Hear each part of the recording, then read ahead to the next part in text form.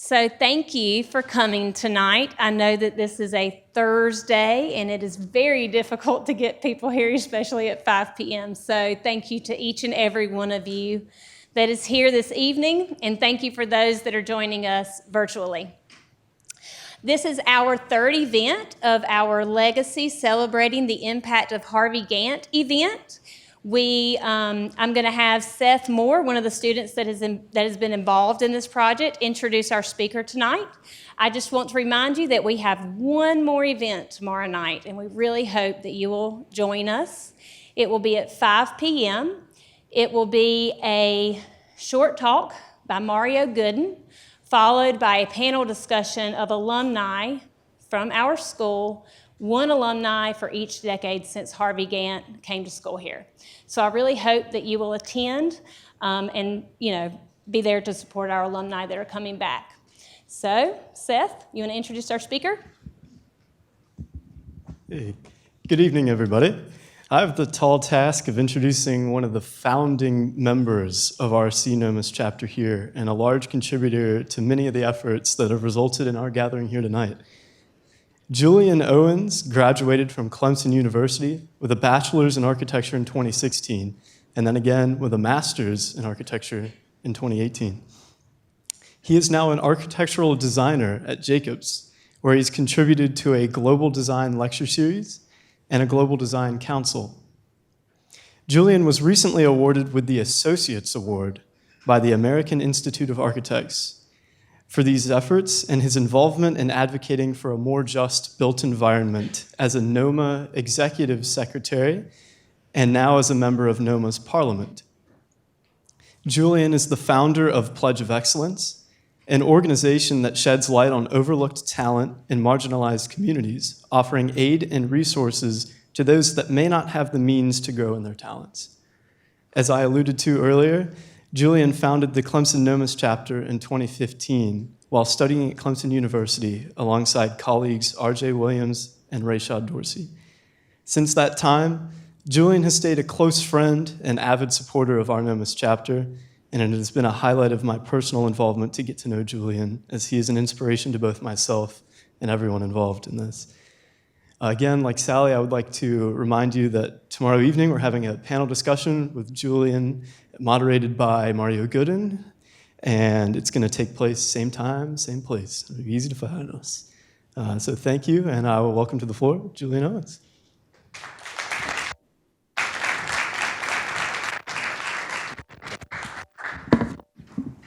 Seth. Oh, can y'all hear me on this? Is that on? Test. Oh, word. All right. Thank you all for having me tonight. This is honestly really weird, being on your end for 6 years. This is my first time coming back to give a lecture, so bear with me because I'm nervous as I don't know what. But I want it to be super informal. I want y'all to engage with me, talk back a little bit. But first of all, thank you, Seth, for that amazing introduction. Second of all, it is such a privilege and an honor to not just lecture to you all, but be part of this series that is honoring the legacy of Harvey Gantt.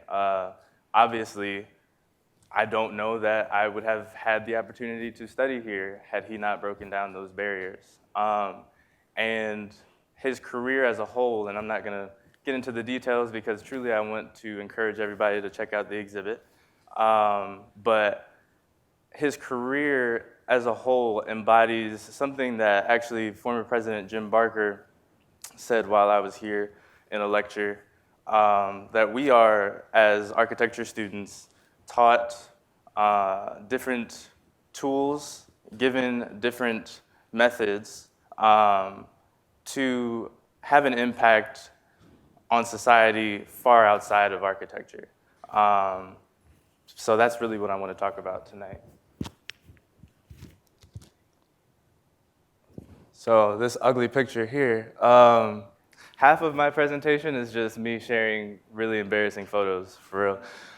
So on the left there, that's Harvey Gantt. I was honored to be sitting where you're sitting in much worse seats back then. the last time that he spoke at Clemson, that was back in 2012. And there we took a picture together, and y'all are stuck with me now, today. That's crazy. But yeah, that's me to the right, the pubescent, facial hairless young man. And then, honestly, I just wanted to find a reason to throw my picture with former President Barack Obama in there. Everyone knows of the picture where he's essentially shouting out Harvey Gantt and supporting his Senate candidacy. But yeah, that's really the only reason I put that up there. So I actually really want to start off with an exercise. And I want everybody to get out a piece of paper and a pen. And then I need one volunteer. Anybody? Seth, of course. It's too late. It's too late, Seth. Come on. Yeah, it's you. Yep. Y'all missed out on an opportunity. That's crazy.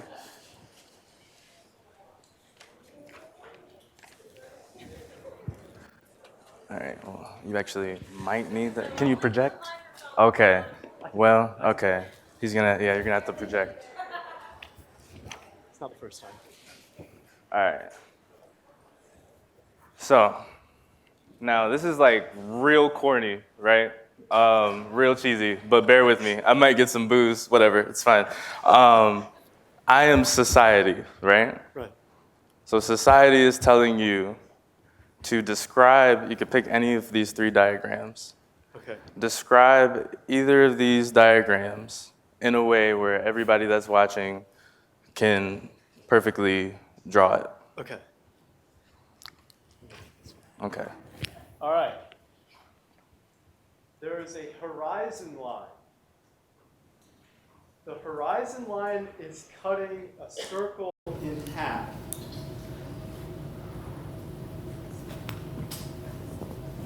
That horizon line is also the horizon line is also cutting a triangle in thirds, of which part of is traveling through the circle. Keep going, you're doing good. Again, there's a horizon line. The horizon line is cutting a circle in half. There's also a triangle of which that same horizon line is cutting in thirds, or in a third, but it's also traveling partially through the circle.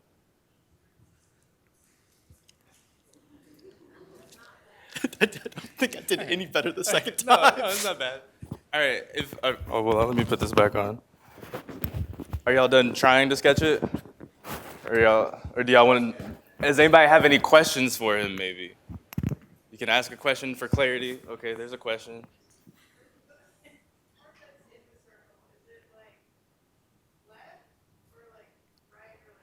The circle is to the right of the triangle.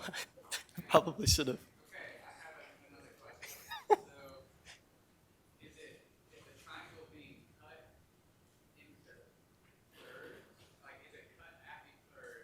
It's cut at a third, not thirds.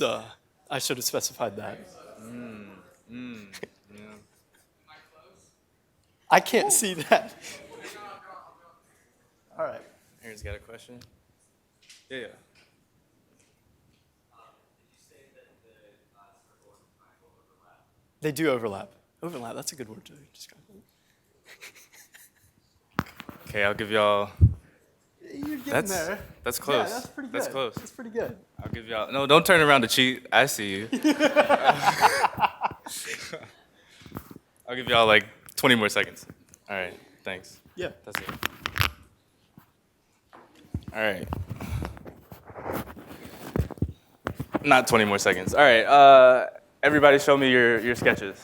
Let's see them.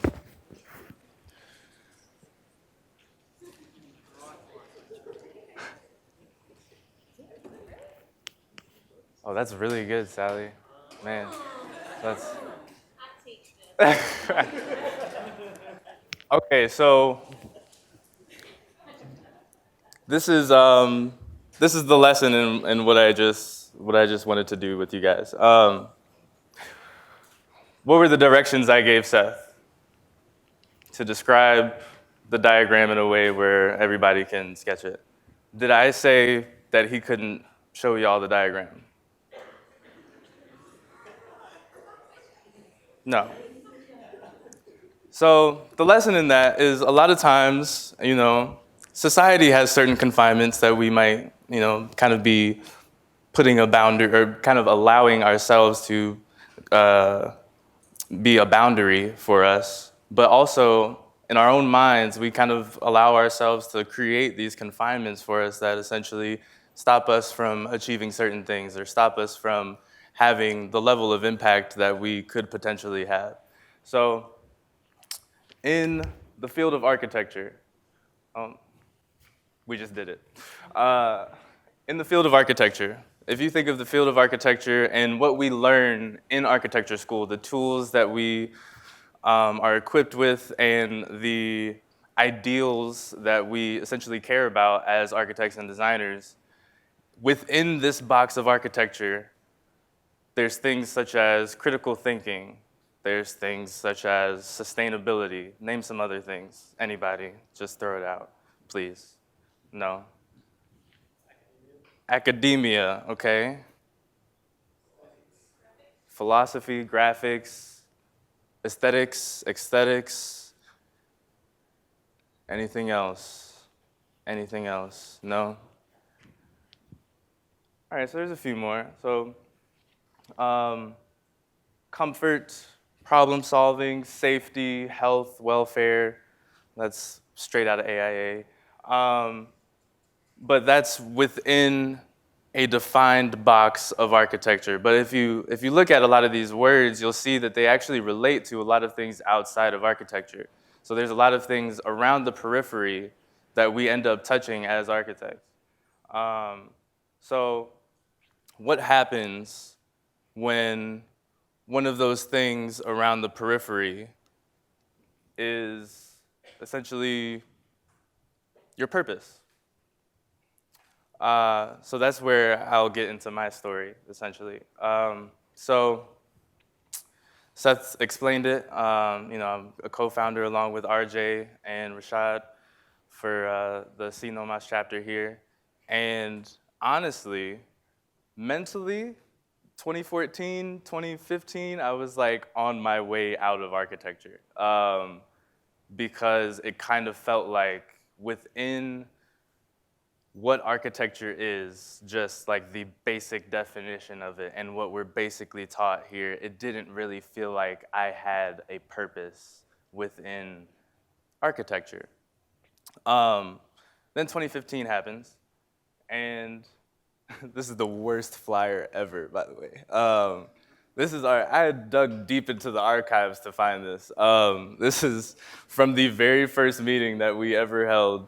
I don't know why we thought that flyer was a good idea. The title is even cut off. I don't know. I just don't. If you're not interested, you should come anyways. That just like embodied everything that we were about. But a lot of things were happening on campus at that time, and all of a sudden, we had the idea of starting the NOMAS chapter. Then we also ended up meeting NOMA professionals, and we're getting to know people of color within the field. And truthfully, we just didn't have that exposure to people of color in the field here at Clemson. So started to feel like I was being pulled in more because I was already on my way out. I actually included this picture of another former student, Monica McAllis. This is from September of last year, because it was at the first meeting, September 17th, what was that, 2014? Had to be, yeah, 2014, where, we just gathered all the students and we're just trying to figure stuff out. Essentially what I'm doing with this lecture right now. Just going with the flow and seeing what's happening and if everybody is actually interested in having this organization on campus. And Monica actually stood up, and I remember Monica was like a mentor to me while she was here, stood up in front of everybody and just started bawling, crying, because there was a lot going on campus, and truly, for students that were just held up in studio all day, there was no way to release it. And so, I'm sorry, I'm getting emotional. And so, it was at that moment where everything we were doing was validated. And then it was also kind of like, man, okay, I do have some sort of purpose here in architecture, in the School of Architecture. So from that, bloomed an organization here on Clemson's campus, and then we went on to do some really fun stuff. I think at first it definitely started off as a safe space, just so where we could have conversations like that and just talk stuff through. And then it turned into us sharing resources and doing different programming, having difficult conversations and panel discussions. And then this didn't go by well with some of the faculty.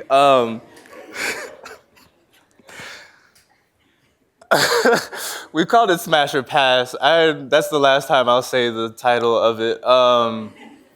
But honestly, this event here stuck to me because it was honestly an event about mental health, if anything. It was at the end of the semester, and we decided, look, everybody is going to let out their frustrations on whatever model that they want to. And some people, especially professors, hate trashing models, but what are you gonna do about it? So yeah, I thought it was a wildly successful event, and honestly, it was just a great time overall. I don't know who won the Starbucks gift card, but that was a great time. But that was the journey. That was like my senior year. So that was the journey up to that point with NOMAS. Then obviously I stayed here for grad school. We ended up going to my first NOMA conference in LA. And I was no longer a board member for our NOMAS chapter here. My presidential term was up, and I was just kind of more of a graduate advisor. And so we get to the NOMAS conference, and we hear that a national student rep position is open on the national board. And so a couple of my fellow students are like, oh, you should apply, blah, blah, blah, blah. I did not go to that NOMA conference hoping to put more responsibilities on my plate. But honestly, NOMA just kept drawing me in. And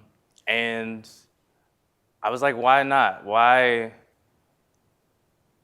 confine myself only to what I did at Clemson in NOMAS? Why not keep going? So applied, ended up getting the position. And honestly, my national involvement with NOMA from that point on has just skyrocketed. That was in 2017 when I started, or when my term as national student rep began. And in that position, you're essentially like the national president and vice president for students in the organization. And there's nobody else working under you. It's a ridiculous amount of work, and I don't suggest it. But great exposure, though, truly. But after that, finished grad school, moved to DC. My term as student rep was ending. The national board was like, hey, you should run for secretary. And I was like, I don't even like secretary kind of work. That doesn't sound like me. But then at the end of the day, I was like, I don't want to disconnect myself from these people.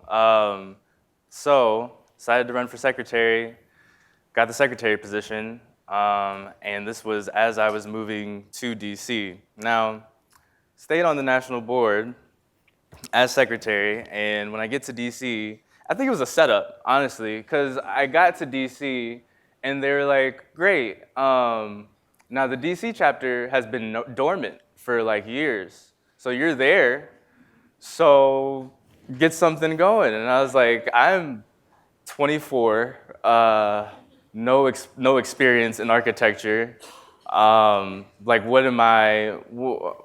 am I supposed to like lead a group of actual experienced architects and do anything? So I'll be honest, I was questioning myself for a while there, but truthfully, I was just like, screw it.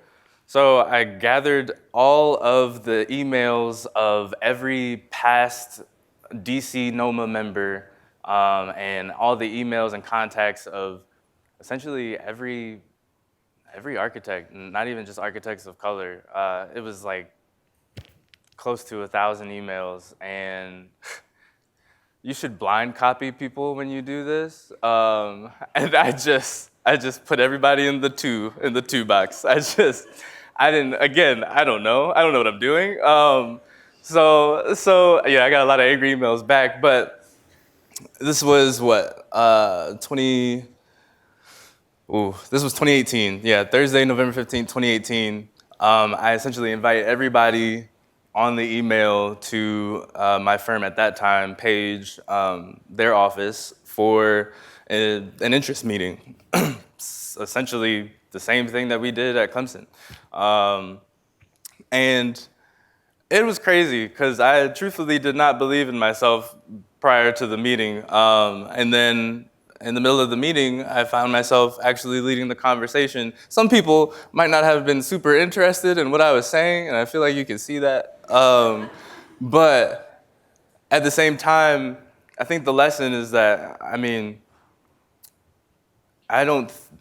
if I had allowed what I felt was normal for a 24-year-old straight out of grad school in that environment, if I had actually, I guess, cared about what other people might think about my naivete, we wouldn't have ended up restarting the DC NOMA chapter.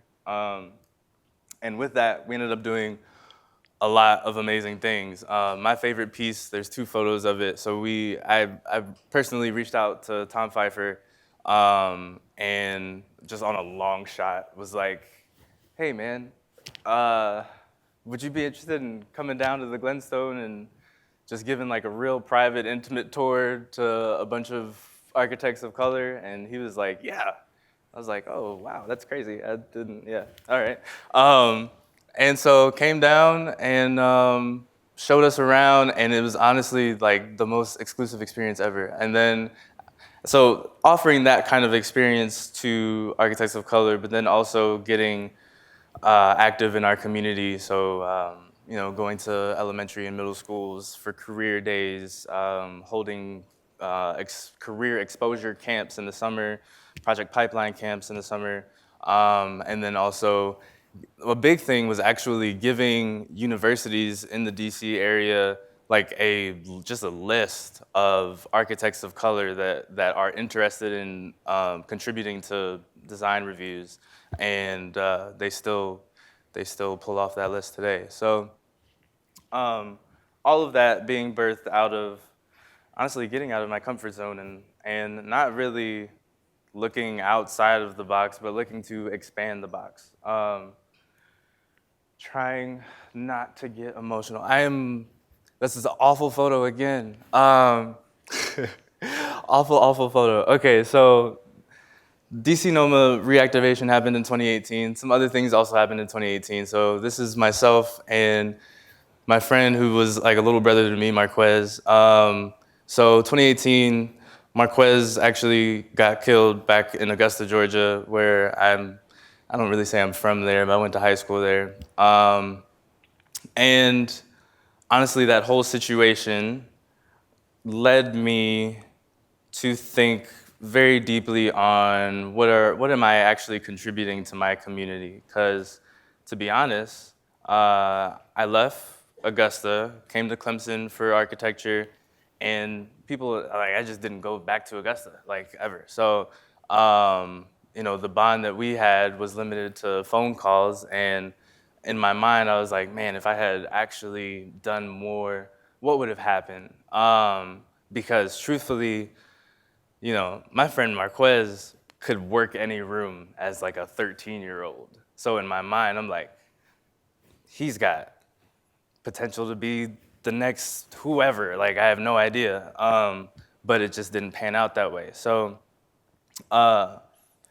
through that experience, birthed Pledge of Excellence, which this is not the logo anymore, but I love how old this is. But Seth alluded to Pledge of Excellence. Pledge of Excellence seeks to acknowledge and amplify overlooked excellence in communities, just any community. And so it actually started off as a pledge that I would give to students after a small seminar, and I'm gonna play the video real quick, but I wanted to give students the opportunity to hear out of their own mouths that they are excellent, that they deserve excellence, they deserve success, their community deserves success, and success could take any shape or form. I would like to note, this has nothing to do with architecture, right? Like, at all. But truthfully, it kind of does. Like, you know, we're taught to actually, you know, care about the needs of user groups. We're taught to actually care about the communities that we're affecting. And I think, you know, we end up affecting communities on a much deeper level than we might even realize. So, well, I'll play this video real briefly so y'all get the idea. Pledge of Excellence seeks to instill high academic and social self-expectations in youth by cultivating an environment that encourages youth development. Why is that important? Not every child is in an environment where they are expected to achieve high goals, and that could potentially stunt a child's growth. I'll give you a couple examples. This is Daniel, and this is Jeffrey. They look disappointed because they both just received a C- on their most recent math test. Daniel's teacher hands back his test, looks at him indifferently, and comments, "Another C-, Daniel." Jeffrey's teacher hands back his test and says, "I know you can do better than this, Jeffrey." On their way home, Daniel walks by a classmate who mocks him for getting a lower grade. Meanwhile, Jeffrey walks by a classmate who noticed he struggled with the last test and asks if he wants any help with the material. Daniel gets home and says to his mom, "I got my math test back, Mom, but I didn't do very well." His mom is a little busy, so she doesn't take that exact moment to talk to him about it, and eventually it becomes a forgotten topic. Jeffrey gets home and says to his dad, "I got my math test back, Dad, but I didn't do very well." His dad looks at him and says, "Ah, son, I know you can do better. Let's go over this and see where you're having a hard time." Later that night, Daniel decides to break out the video games for a while, and now the test has become a forgotten subject for himself as well. Jeffrey felt determined to do better, so he spent the night practicing math problems. A week passes by, and both Daniel and Jeffrey have to take another math test. Daniel receives another C-, and his teacher is once again not surprised. Jeffrey, on the other hand, receives an A+. Now, obviously, things aren't this black and white, but studies do show that having higher expectations in children dramatically increases their chances of achieving high academic performance. But what does that mean for the children who, for whatever reason, aren't expected to be high achievers? Let's say Daniel and Jeffrey went through the exact same situation. They receive a C- with an indifferent teacher. They both come across a bully, and neither one of their parents show any effort in helping them. Daniel forgets about the test and focuses on other things, but somehow, Jeffrey still decides to study for an A+. What was the difference between Daniel and Jeffrey? Self-expectations. Jeffrey expected better of himself because he knew that he was... All right, that's all I'll play, because that's actually a video for like 10-year-olds. But so that was the beginnings of Pledge of Excellence, right? And so in the DMV, there are a few schools where you'll find a lot of students have these certificates. And I encourage them to hang them up on their wall, frame them, and all this other stuff. But you'll actually see the actual pledge to the right there. But so, you know, started doing a little bit of like community service through Pledge of Excellence. In my mind, I was just like, it feels like I'm onto something, but at the same time, remember, I'm doing a lot of NOMA stuff. At this time, I'm also doing some AIA stuff, and then studying for exams and all this other stuff. So I'm like, how can architecture, it doesn't really feel like this is on the periphery of architecture at all. But it was, and I figured out a way that I felt I could actually combine it all and more. I feel like I got into architecture by chance. I didn't feel that way until I got into school and realized just how little exposure I had to the field of architecture, comparing myself to classmates whose mom, dad, aunt, uncle were architects. So I started realizing just how intense the exposure gap is. Exposure does lead to expansion. So being introduced to opportunities and programs or just different profession itself earlier on can really open the doors for everything. Because if you have a lack of opportunities or you don't know about those opportunities, you can lead into bad situations. Since I work at a Title I school, we see a lot of situations where if we don't give out the information early, kids will drop out and pursue situations that put them at risk. Many students of color don't have any familiarity with architects or architecture anywhere because of the clients and communities with whom architects mostly engage. You have to provide awareness that it's an option and that it might be an attractive option for people, and then some experience that gets them interested. But even after they get to college, it's hard being the only one of anything. It's been very difficult for parents that are working multiple jobs or single parents to be able to give their students the same advantages as those that have those resources available to them at an early set. Pledge of Excellence is taking initiative and trying to do what we can in order to make the field more equitable. We've developed a test of sorts that instead of testing a student's aptitude and telling them you are best suited for these professions, we want to hear from students. What are you interested in? Do you like the idea of doing this? Do you like the idea of doing that? And with the results of the test, students are then presented a list of professions that suit their interests instead of vice versa. It's interesting to hear students answer to the question, what do you want to be when you grow up, before taking the test. Most of the time, their answers directly relate to what they see on the day-to-day or in television. And then once they take the test, it turns out they're actually interested in a lot more fields than they originally thought they were. So the purpose of the test is to open up their minds and expose them to career opportunities that they weren't naturally exposed to because of the way of the world. I think right now this is just one step towards an equitable future for the field of architecture as well as other fields. The ideal future is much more diverse and inclusive, and because it's more diverse and inclusive, it will be more effective and influential. Shout out to Kate, she's the GOAT. But so that's where we're at with Pledge of Excellence right now.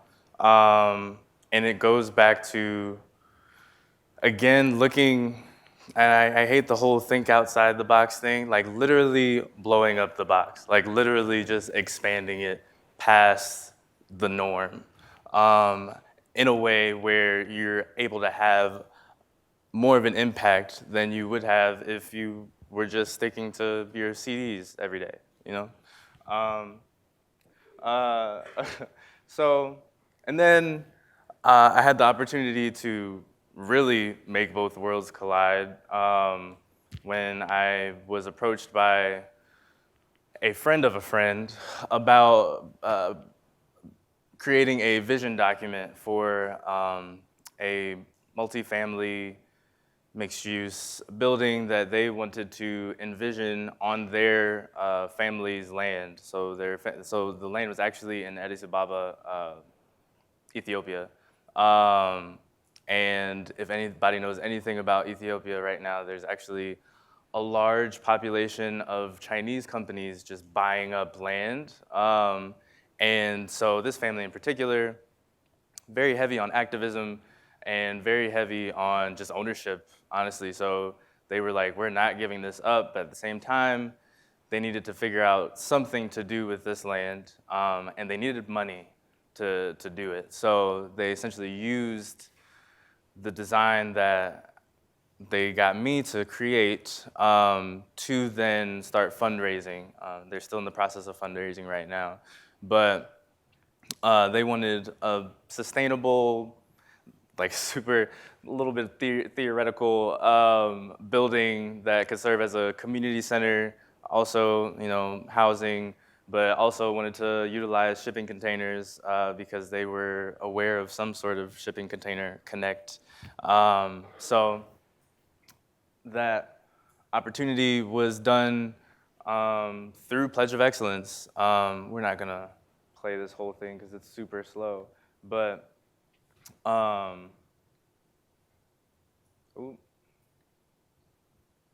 yeah, if you want to see it, hit me after. But honestly, it was a great opportunity to just give back with the tools that we are equipped with here in the School of Architecture. So I did this completely pro bono, but yeah. So again, I feel like I personally found my purpose like right on the peripherals of architecture, and I kind of wanted to speak on that tonight because I feel like Harvey Gantt did something very similar. You know, everything that he did, it's still somehow related to architecture, but he had an impact on so much more than just the built environment.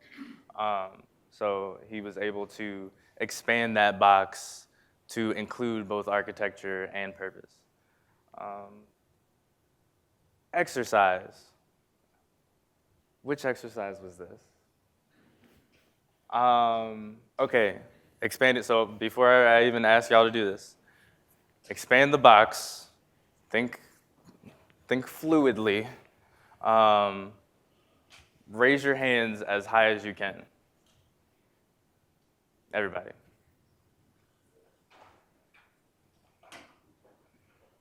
There we go, there we go. There we go, there we go, yeah, that's what I'm looking for. Somebody was gonna do it, there we go. There we go, yeah. This is literally the mentality that I want everybody to take away from this. Like, do not limit yourself. Don't limit yourself to what's normal. Don't limit yourself to what society is expecting of you. And don't limit yourself to, honestly, expect more of yourself than maybe you used to. But that is all I have for you all tonight. Thank you.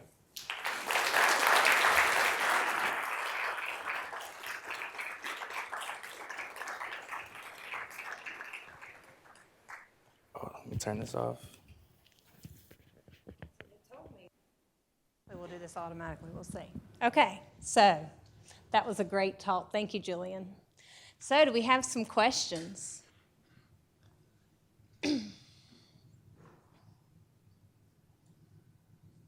Now, I know the design justice students had to write questions. All right, who are they, Clarissa? I'm gonna start calling on them. Who's in your class? Oh, good.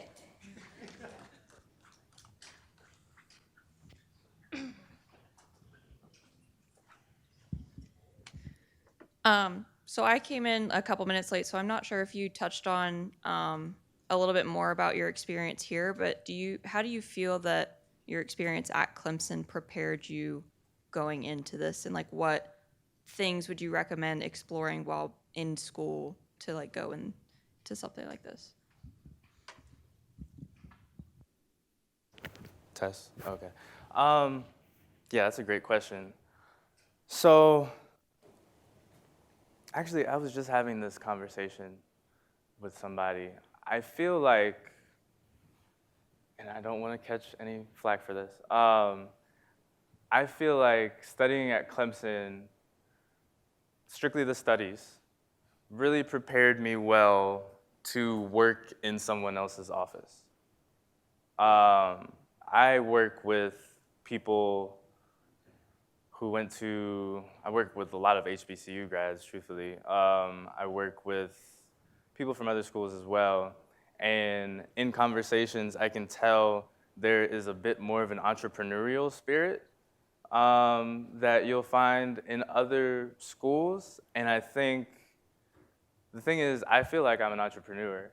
But I think I kind of learned some of those entrepreneurial tools by getting involved in all the extracurricular stuff. So, if you're interested in student government, if you're interested in any other organization, just especially serving on a board experience is actually very useful when it comes to dealing with personalities, when you're trying to run something, when it comes to just being formal and actually putting together some sort of programming. Like, that kind of stuff goes a long way if you post-grad want to do your own thing, if you post-grad want to start your own nonprofit, or if it's a firm that you want to start, like, you have to have that experience in doing something more than just, you have drawings that are due for studio, you got that model that's due for studio or whatever. Because I'll be honest, I see a lot of the classmates that I graduated with, that's all that we do, or they do. That's not all I do. But it's like strictly architecture. That's it. And there's no thinking outside of the norm when it comes to that. So I would just say, get as active as you can, but don't drive yourself crazy getting active. Like, architecture school is already hard enough, so don't get crazy. But yeah. Did that answer your question? Okay. No, you're fine.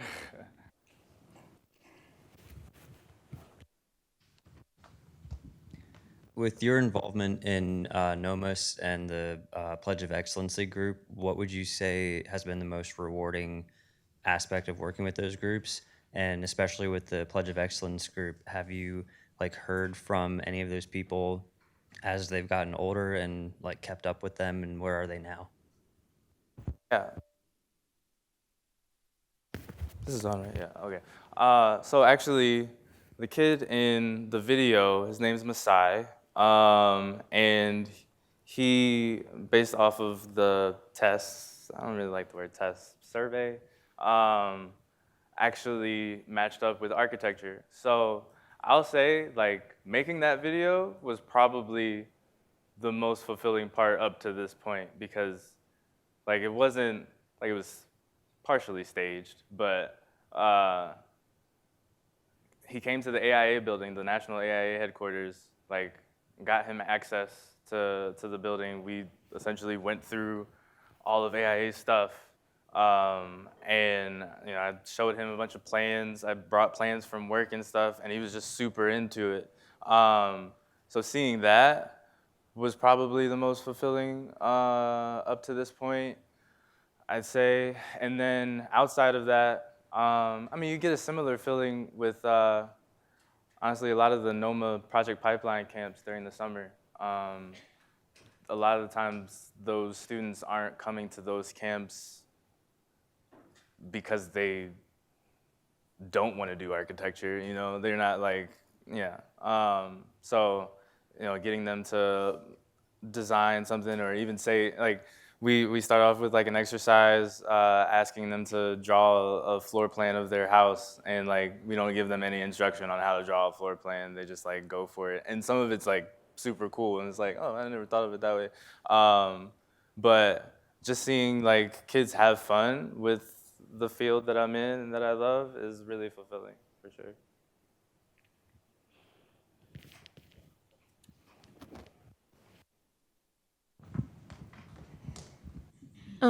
Everything you've done is really inspiring, but I guess I'm curious about the Pledge of Excellence and how you went about putting that whole program together, and how you reach out to schools, and how you're looking to grow to go to more schools and stuff. It's been a big learning lesson for me, because I am not a social butterfly in any in any shape or form. But it really is about who you know. So getting active in DC circles and like just happening across like 2 principals of public schools in the area, like just opened up doors. So it's really just about utilizing the connections that you have. Even with the survey, developing that in a way where I'm like reaching out to, like I have friends that are teachers, so I'm like getting their opinions on things. I have a friend that's a researcher, I'm getting her opinion on things. Like being open to ideas and being open to constructive criticism has been major. But honestly, just you gotta be willing to do a lot of work. Like I do most of that by myself. So you have to be passionate enough about it to know like there might be a night where you're working on that stuff till like 4 in the morning, but you have to go to your 9 to 5 like that same day. It's like studio all over again. And once you leave studio, you're not supposed to be going back. But I think I answered your question. I don't remember. I did? Okay. I think Dina had a question.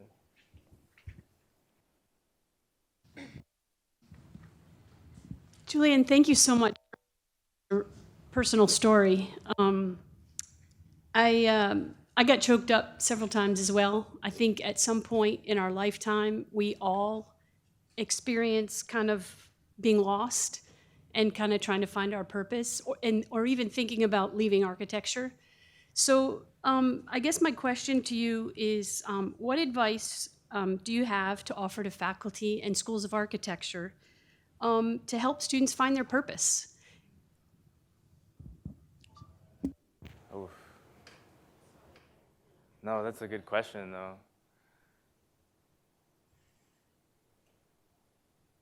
I don't know. I almost have a counter question. Like, I don't know. That's tough because obviously, No, I was going to say, you kind of touched on it a little bit in the beginning, is maybe we're not going to find our purpose sitting in studio. You kind of talked about held up in studio all the time. There's no place to release, So is it connections with others? Is it being active and engaged in groups? Is it planning things? Is it feeling like, being an activist and contributing to the greater good? Well, I was just curious what you thought. Question. I think, and you kind of touched on it. Well, I guess you touched on that I touched on it.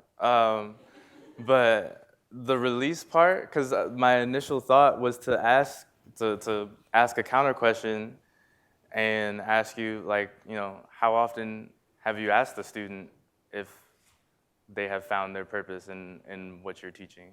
And I know that's tough because y'all have a lot of students, so that's a lot to ask of y'all to have that conversation with everybody. But I do think there's some value there to have some real conversations in classes.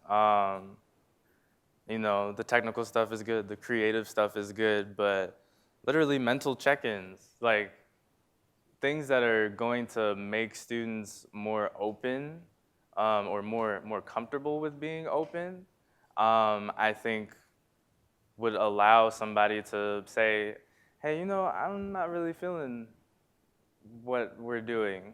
Like, I'm not really feeling like this is for me or anything like that. But you have to cultivate an environment where everybody is comfortable with expressing that. Question is how, but I wish I had the answers. I don't, but that's a great question, yeah. We have a question from your buddy Byron Jeffries, so he's watching. The question is, through your experience and Pledge of Excellence, have you discovered a way to make architecture more of an attractive career path for younger minority students? How can those lessons become a recruiting asset for the School of Architecture at Clemson and the profession as a whole? This is tough because this is actually a conversation that we have at literally every NOMA board meeting. The truth is, when we talk of not even just necessarily prospective students of color, but just prospective students that might be coming from lower income communities. If you make it to college, you're more than likely looking at the career opportunities that have a bigger return on investment. To be honest, architects, we do a lot of schooling and we have crazy hours, and it's just like part of the culture to overwork, and it's not, and there's not a whole lot of, it's not a very lucrative field, so there's just not a great way to make it more attractive. Like we had this conversation where sometimes, I forgot who said it, somebody else in NOMA, but they said sometimes they feel kind of wrong for misleading, or not misleading, but leading people towards the field if they feel like it's not going to give back to them what they need. So it's tough. Like honestly, if you're gonna come into architecture, you probably need to be passionate about something within architecture in order to stay in it. So if you can't find that passion and that purpose, then I truly don't suggest staying in it. But man, that's a good question, Byron. Yeah, I don't know. I mean, I don't know. I know a lot of architects have like specific projects where they just light up when they talk about, and so and when you talk to a kid or a student and you talk to them with that enthusiasm, like that's something that kind of attracts them into the field, but it's still like, I think it's a bigger, almost infrastructural issue within the field that needs to be solved to make it, you know, more of a susceptible option for people. Yeah.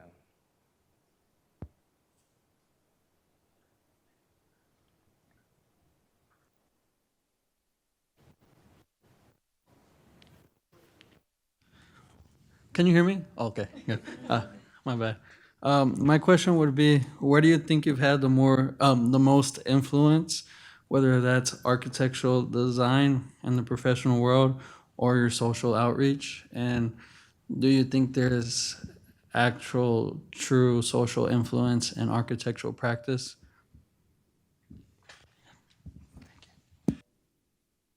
So yeah, there's undeniable social influence in architectural practice. It's whether or not you're paying attention to it, and being intentional about how you're influencing society and communities. For me personally, the goal is to have more of an impact with projects. I truly don't think I'll be doing that until I work for myself. So as of now, I would definitely like easily say it's the social outreach that has had more of an impact, especially with DC NOMA, even national NOMA, I'd say. But even in NOMA as an organization, everybody knows the real work gets done on the local chapter level. So a lot of the stuff that we've done in DC NOMA has been super impactful, and then Pledge of Excellence, I think, has potential to be even more impactful than it is right now. But yeah, the goal is for the architectural work to be social outreach, truthfully. But we're not there yet, almost, yeah.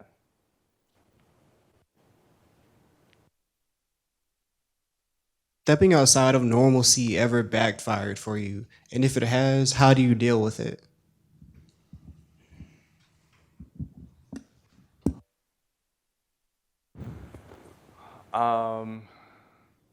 Has stepping outside of, yes, okay, so I'll give an example. Well, I have a few examples. First of all, locks did not become a normal thing in corporate America until recently, truthfully. So that by itself, when I showed up to my office for the first time with locks, I got one, weird looks, but two, like just weird comments like, oh, your hair is different. And I'm like, yeah, I don't know. I don't know how to respond to that. I don't know. But that shouldn't even be me stepping out of normalcy is the weird thing. I think, oh, some people might hate that I tell this story. So there has been, I'm still like relatively young compared to a lot of the leadership in NOMA. I was the youngest person ever on the executive committee, and there were a lot of people questioning my presence like on the executive committee because that's not normal to have a, what was I, 26, 25, 25-year-old be on the executive committee.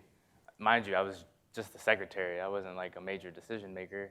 But still, and to this day, I'm parliamentarian now. I'm 28, and I still get questioned often, just because people aren't used to younger leadership sometimes. But sometimes younger leadership is necessary, especially in an organization that has been around for decades. So, yeah. What else? There's probably a lot of examples, honestly. Normalcy backfires, because not everybody's ready for it. That's if they were, then it'd be normal. Or stepping out of normalcy backfires. That's what. But yeah.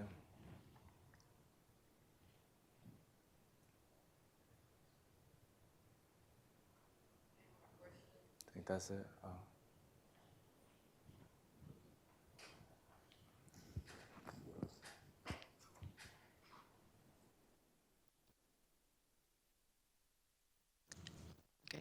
I heard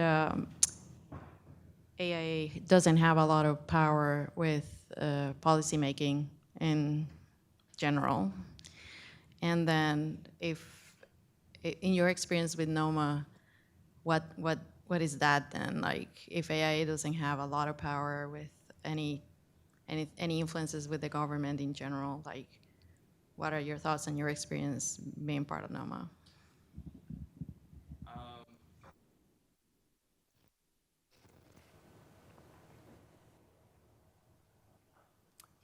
On the national level, we pretty much don't touch policy, honestly. On the local level, you do see chapters where whether it be actually like promoting the candidacy of somebody that's running in their local jurisdiction or promoting a policy change or whatever. I think the biggest thing is encouraging architects to be super active in their like, what do you call them? The community board meetings. I forgot the name of it. Like the city council meetings and things like that, where decisions are literally being made every time that they meet. Half the time, people aren't there. Like nobody's there to hear it. So that has been a big thing, is just encouraging people to actually show up to their city council meetings and make sure like everything's on the up and up and actually keep an ear to the new developments because there's, especially in DC or in anywhere in the surrounding DC area, there's constantly a developer proposing something to the city council, and like 75% of the time, it's not something that's good for the community that's already there. So being there just to step up and say, it seems like y'all are just mirroring some of the issues that happen down the street, blah, blah, blah. Like being there to say something is highly encouraged within NOMA. AIA is a whole other thing. I personally think they are big enough and probably powerful enough to shake some tables, but I think there's fear there, but I won't speak on that. Yeah, but yeah.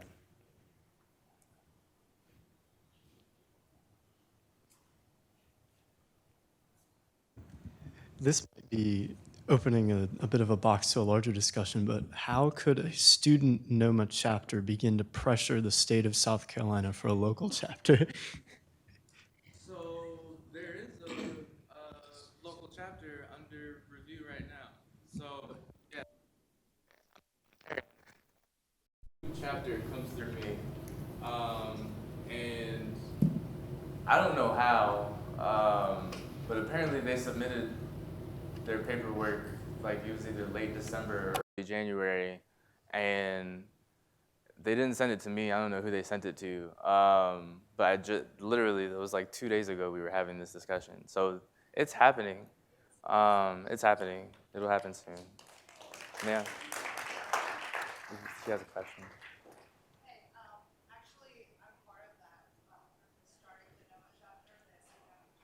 Oh, nice.